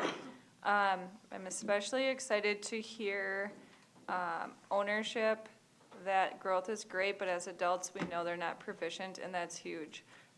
So I appreciate that, and I think that's been a concern of the community, too. So we're not just looking for growth. Growth is great, but we're looking for proficient and more than that, too. And you can't go up if you don't acknowledge where you are. Yep. Right? We're acknowledging where we are. We have plans to make it better. We're coming for number one in the state. That is always our goal. So we have to keep making those steps to get there. Thank you. Thank you so much. Next, you have the report on letter E, Director of Building and Grounds. Are there any questions for Mr. Leiderman? Hearing no questions, we will move to item F, Superintendent Report. Mrs. Oginski. Hold on, oh, we go back. What are you trying to do with a storm shelter? I was still in CNI, and I was like, So there's a grant opportunity that, basically it's available to help communities better prepare for natural disasters. sold this one specifically, the thought would be that we could design a storm shelter into any type of a building, whether it be a academic building, storage warehouse, athletic facility, whatever we need. We could use those dollars as long as we make a structure that withstands the criteria that they set forth. It's through FEMA, so they want to have storm shelters in every community that can withstand the storms that community should or could potentially experience. How many people is it supposed to hold? It's a big equation based on a radius from where the building would be located and the number of people that reside in that radius, and it's an equation, but It was $1 million or something, is that what? it could be multiple million of dollars, but So you're gonna make that a again, gigantic indoor football stadium, storm shelter? or Perhaps. something. I don't know. It was out there, so we're starting to put in the beginning work, the beginning applications to eventually apply for it.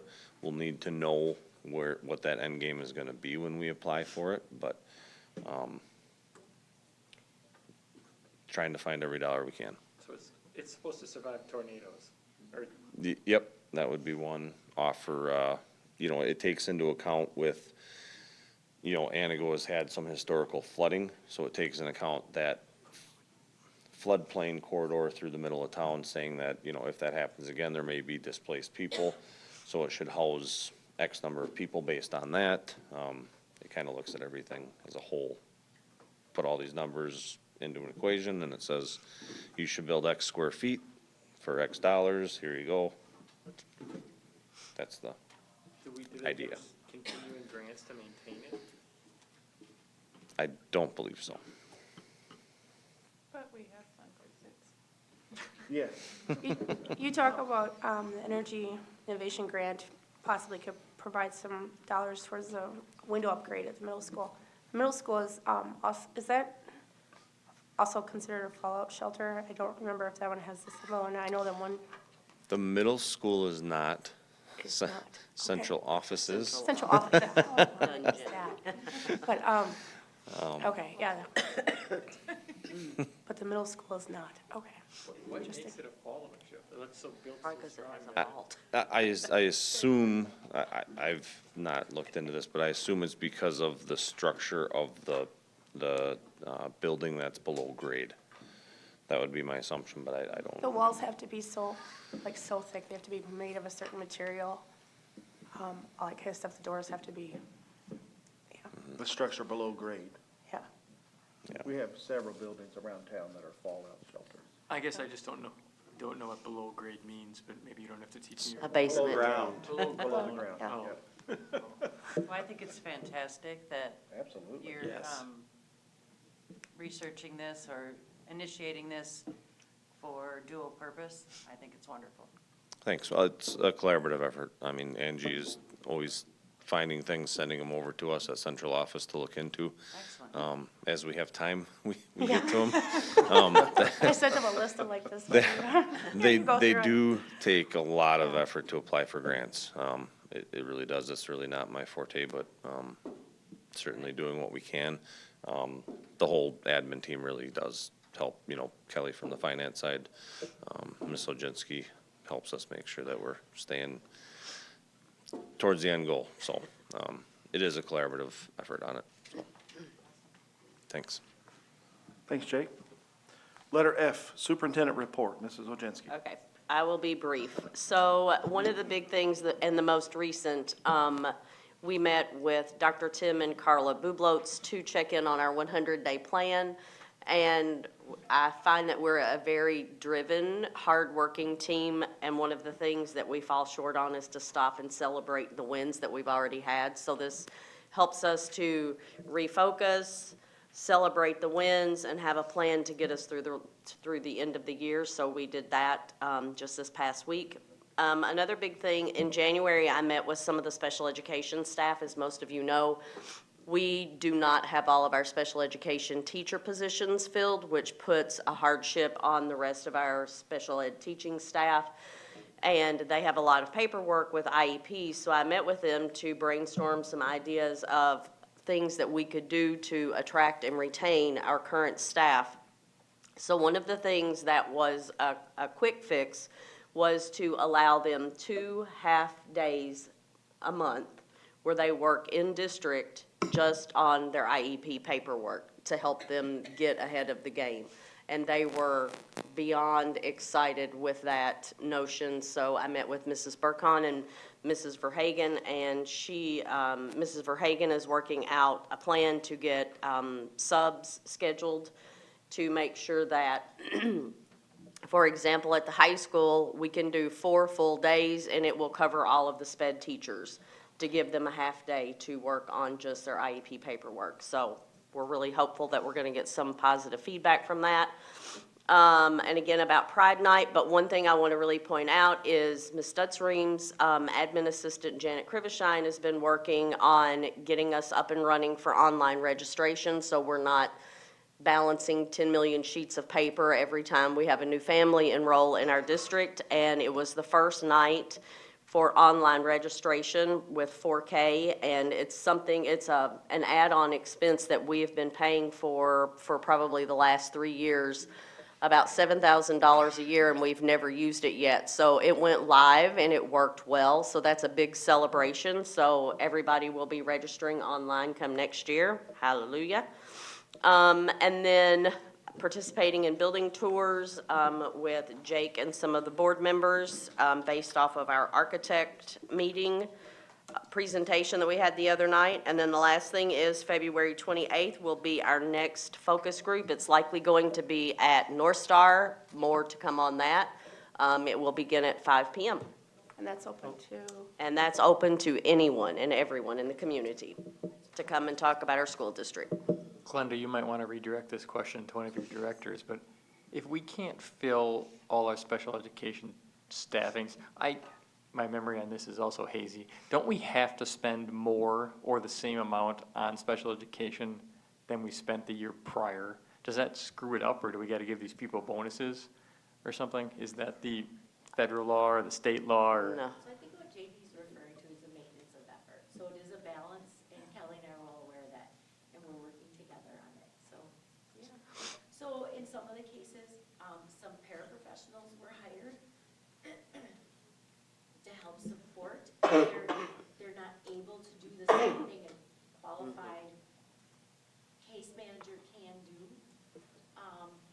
So yes, I'm pretty sure what I think you're talking about, it's the maintenance. So if we fail to do that, what happens? Do we lose the money, or is that like a? We will not fail to do that. Okay. We don't fail, JD. We will get you more information on the criteria for all of that. It's quite complex. Yes, But it is. we can send that to you if Maintenance that's of something effort. you're interested in. We work closely with DPI to ensure that maintenance of effort is met, and there are certain exceptions for maintenance of effort regarding many different things. So if you want to dig into that, you can reach out, or we can send that to the board or talk about it at one of the committees. But there are different criteria too. Yeah. And it's very complex. I just wanted the Cliff Notes version. I didn't know if we just were going to give bonuses. Maybe they need bonuses. If we got all this money that we have to spend or we lose it. Well, we don't plan on losing money. We plan on having a Fund 46 deposit at the end of the year. Any other questions for Mrs. Wojcinski in the superintendent's report? Okay, moving on to item 4, consent agenda. Letter A, approval of agenda, minutes, and financial reports, requests for overnight travel, report of district retirements and resignations, and report of district new hires. I would be looking for a motion, please.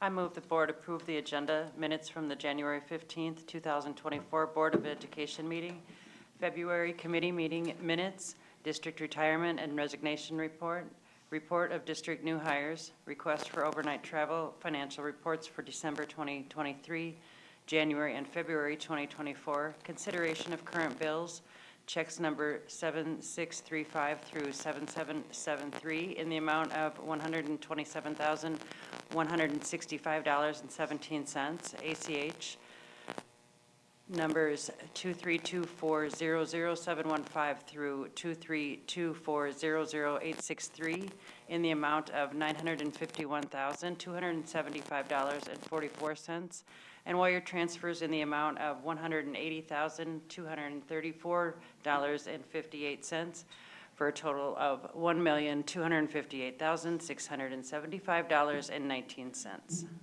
Motion has been made by Bobby. Would you like to speak to your motion? I do not, thank you. Any questions or discussion on the motion on the floor from any board member? I would just like to share my appreciation to the two retirements, both with our district for 33 years. So thank you for your dedication to our district. That's incredible, and we're very appreciative. Thank you. Any other questions or comments on the motion on the floor? Hearing no questions or comments, Dustin, if you will open up the vote. Voting device is now open. If you are in favor of, or if you are against, now is the time to vote. I don't think mine's on.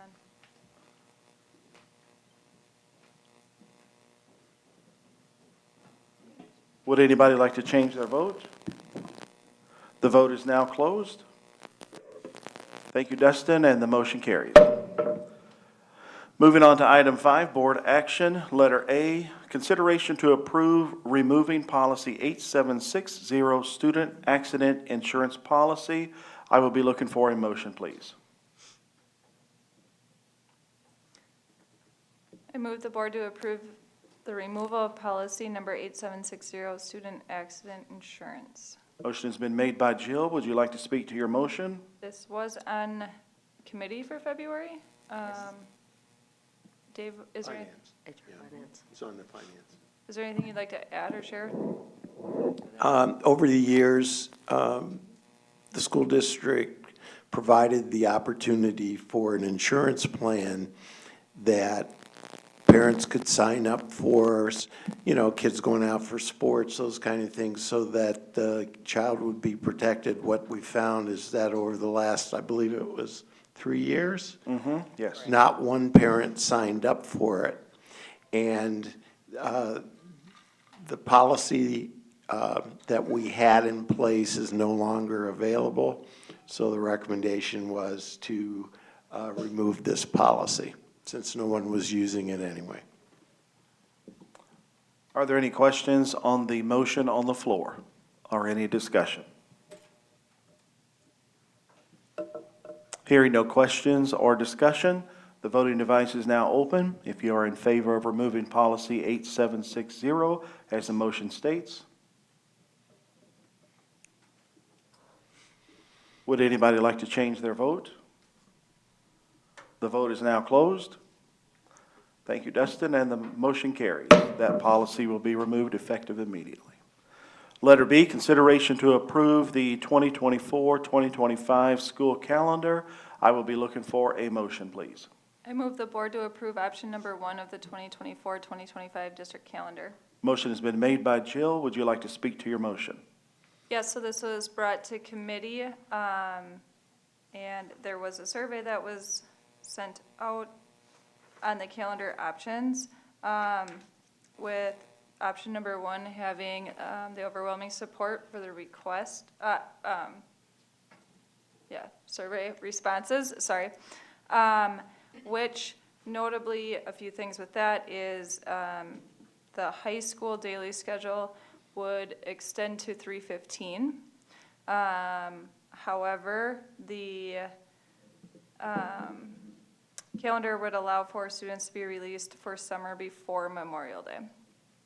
And also 163 student days, where this year we have 172. Does that sound right? Yeah, I think so.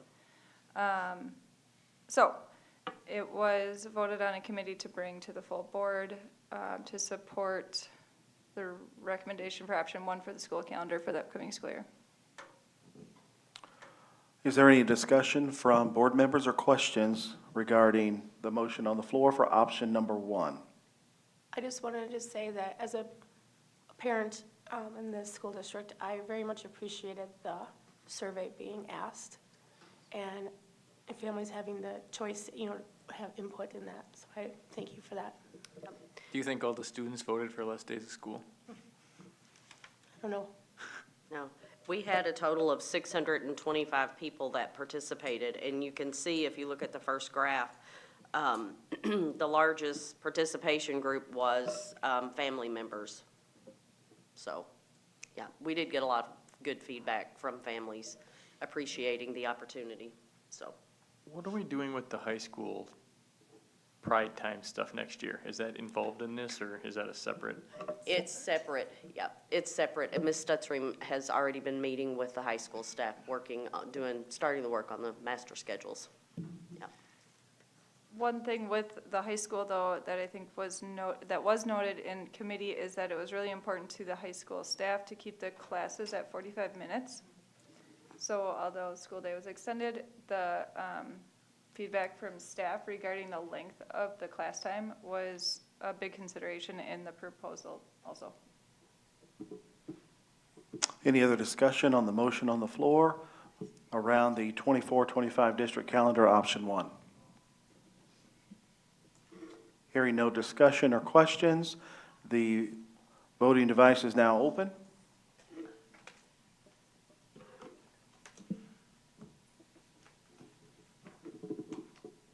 Would anybody like to change their vote? The vote is now closed. Thank you, Dustin, and the motion passes unanimous. Item letter C, consideration to approve the 2024-2025 Antigo Hockey Association contract. I would be looking for a motion. I move the board to approve the City of Antigo and Unified School District Antigo contract in the amount of $13,000 for the use of the multi-purpose building for the hockey for the 2024-2025 season. Motion has been made by Catherine. Would you like to speak to your motion, please? No. Any questions or discussion on the motion on the floor? I have a question. Yes, ma'am. Bobby, I'm go ahead. wondering what the cost of this contract has been in the past, if that's increased, decreased, same. If I recall, Mr. Leideman, in the committee report, it did not increase this year. Or no, it did. 500. Come to speak to that. It historically has went up $500 a year. Okay. That's as long, last 10 years for sure.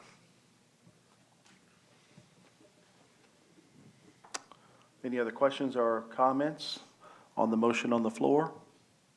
Is it against WIA rules to sell beer and liquor during high school contests? Is that why this is in there? I would Yes. assume that that would be a Yes. problem. I never wondered that before. You're directing that at what's written in the contract, correct? Yeah, it Yes. says that right in there. Correct. Says you cannot have that during concessions, and I was like, oh, you'd make a lot more money. I don't know. It's I suppose the reason that's directly written in there is because this is not an on-campus facility. It's a community facility that has the ability to have those beverages there. So at one time, we shared hockey. I don't remember the name of the arrangement with White Lake, possibly. Does somebody remember that? co-op. Co-op. Yeah. Do we still do that, and do they share some of those costs at all?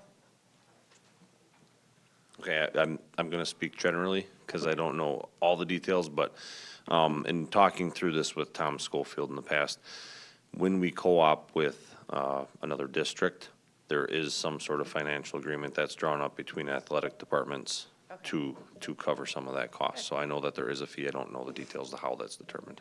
But currently, for this coming year, there's no co-op happening with hockey.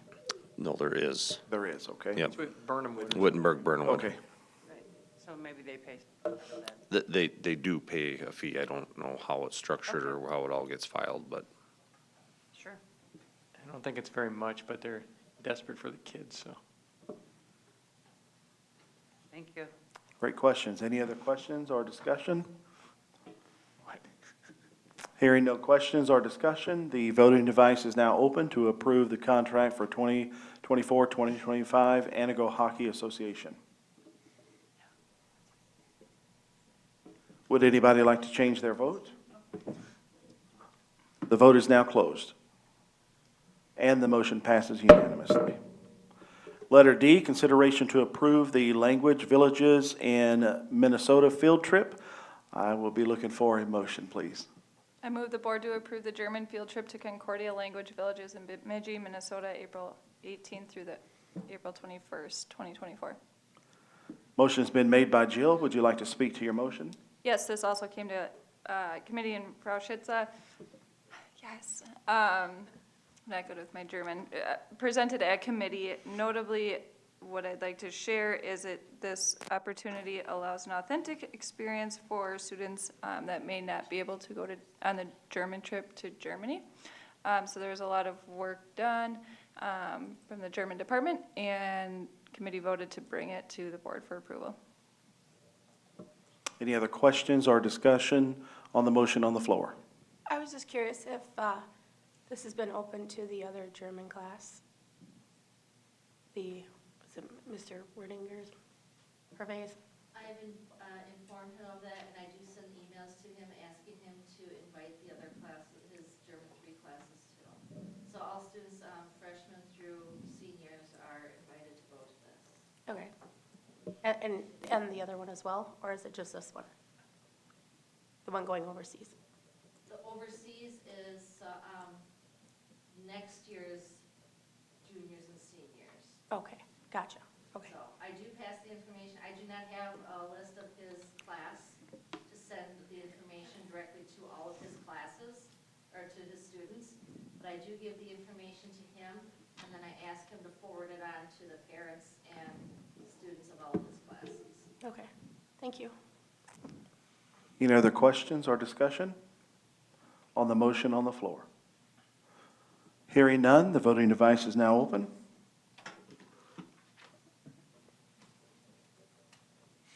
Would anybody like to change their vote? The voting device is now closed, and the motion carries unanimously. Letter E, consideration to approve the German field trip to Germany, Austria, Switzerland, and Lichtenstein. I was trying to practice that, but I just butchered it up. I'm looking for a motion. I move the board to approve the German field trip to Germany, Austria, Switzerland, and Liechtenstein from June 10th through June 18th, 2025. My son and daughter, who was in German class, is not very proud of me right now. Motion has been made by Jill. Would you like to speak to your motion? Yes, again, Brauschitze came to committee. A huge shout out to all the work that was done to get it to this point. Committee did vote to bring it to the board, obviously.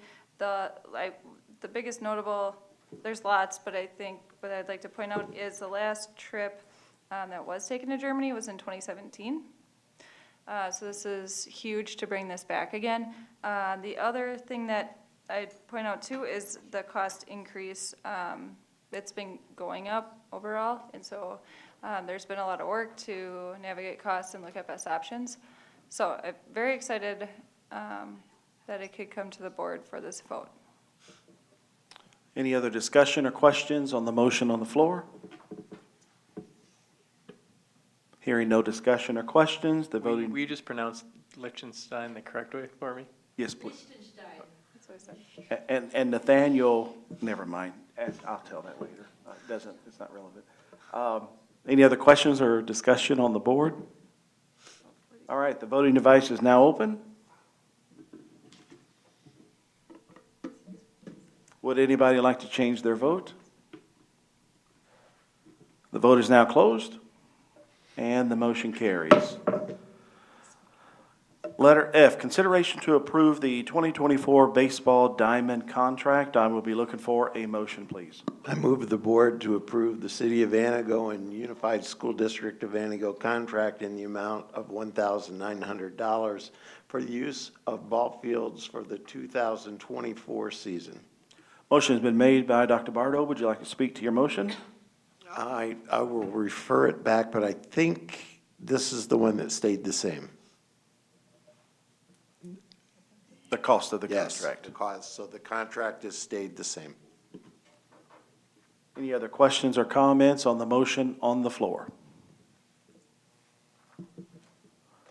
Hearing no questions or comments, the voting device is now open.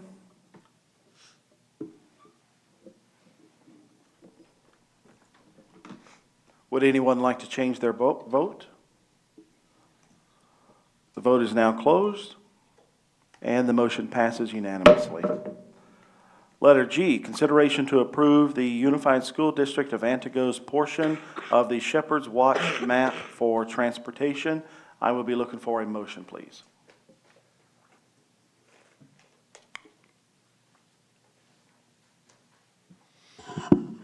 I move the board to approve the portion of the Shepherd's Watch Christian Academy attendance boundary map that is within the Unified School District of Antigo attendance boundaries. Motion has been made by Dr. Bardo. Would you like to speak to your motion? It's something we have to do based on DPI rules, so we need to approve. Are there any questions regarding the motion on the floor or discussion?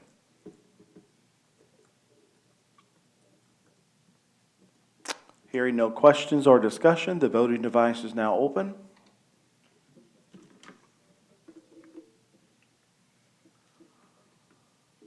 Would anyone like to change their vote? The vote is now closed, and the vote passes unanimously. Letter H, report of donations. I will be looking for a motion, please. I move the board to approve the following donations: $500 from Elsa McKenna for Aquatic Center and $200 from Covantage Credit Union for physical education. Motion has been made by Jill. Would you like to speak to your motion? Thank you to the donors for thinking of the district and your financial contributions. It's appreciated. Any other discussion or questions on the motion on the floor? Hearing no questions or discussion, your voting device is now open.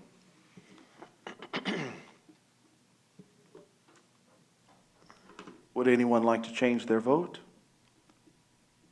The vote is now closed, and the motion carries. Thank you so much for your contributions. Item 6, new business. Letter A, Donovan Group presentation. I will turn it over to Mrs. Aginski, our district superintendent. So Dustin has the slideshow up. Lori was going to join us virtually, but she is in the air flying the friendly skies. Her flight was delayed. So she is going to do a recorded presentation and send it to me, and I will send it out to all the board so that you can see it. And then we can also post it on the district website so that the community has access to it as well, since she couldn't be here. Okay, with that information, one second, I've got item number 7, closed session. Consideration of a motion to adjourn into closed session pursuant to section 19.851 of the Wisconsin statutes for the purpose of considering deliberating or negotiating the purchasing of public properties, the investing of public funds, or conducting other specified public business wherever competitive or bargaining reasons require a closed session. I would be looking for a motion, please. So moved. Motion has been made by Jill to go into closed session. Is there a second? Second. Second's made by Angie. We will have a roll call vote to go into closed session. Michelle? Jill Maddick Nelson, Yes. Kristen Matt Miller, Yes. Andy Mary, Angie Schreiber, Judy Schroeder, Yes. sorry. Catherine Solon, Yes. Dr. Dave Bardot. Yes. Robbie Braun. Yes. I'm a yes, too. I'm sorry, Danny Pike. I'm a yes, too. I need to put you at the end. Not sure if Angie's voice was heard, so can you one more time say your answer? You just That's laugh not at me. That's not nice. Got to be recorded, I'm sorry. Yeah. First meeting, Okay. you didn't have one more question. You lost your. Okay, we are now in closed session. Okay, we are back in open session. Item number 8, board action, approval of architect firm. I will be looking for a motion. Make the motion to do is it the Blue Man or the Blue Group? The Blue Design Group as the architectural firm the board selects. Motion's been made by JD. Would you like to speak to your motion? We talked about it for a long time, and Angie and board members went and looked at a bunch of buildings from all the different choices, and it looked like the Blue Group would design a building that would fit the community best in terms of affordability and what the town would want. And the actual price, if the bid is selected, would be also the cheapest. So it's just a good fit. Okay, is there any other questions or discussion on the motion on the floor?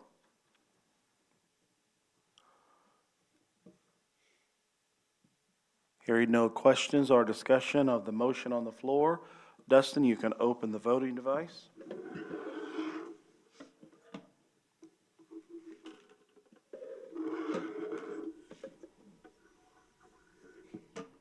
Would anybody like to change their vote? All right, the vote is now closed, Dustin, and the motion carries unanimously. Thank you. I will be looking for a motion for adjournment. So moved. Motion to adjourn. All in favor of adjournment, let it be known by saying aye. Aye. Opposed, say aye. And this meeting is now adjourned.